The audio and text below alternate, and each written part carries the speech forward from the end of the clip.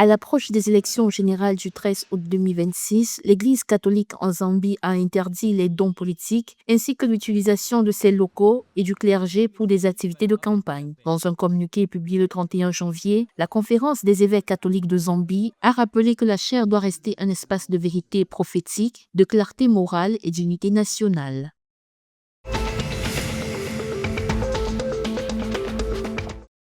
Les apiculteurs de Luanda en Angola tablent sur une production d'environ 140 000 litres de miel en 2026, signe d'une nette progression de l'activité apicole. Cette performance attendue s'inscrit dans le cadre des efforts de diversification de l'agriculture et de renforcement des capacités des producteurs locaux. L'augmentation de la production vise à améliorer les revenus des apiculteurs et à répondre à une demande nationale croissante en miel. À l'échelle du pays, la production annuelle est actuellement estimée à près de 90 tonnes avec un potentiel pouvant atteindre 200 tonnes.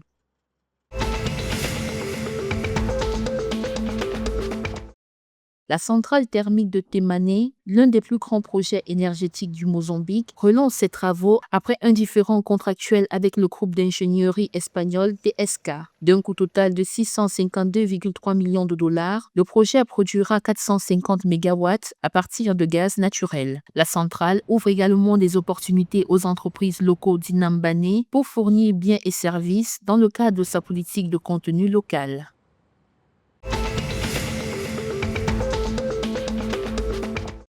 La police de Cap-Nord en Afrique du Sud a interpellé 722 suspects dans la semaine du 31 janvier dans le cadre de l'opération Chanula 2 visant à renforcer la sécurité. L'opération comprenait des points de contrôle routier, des patrouilles, des contrôles d'identité, la recherche des suspects et des inspections dans les entreprises. Les suspects ont été appréhendés pour divers crimes, dont le trafic de drogue et d'alcool, vol, meurtre et vol de véhicules.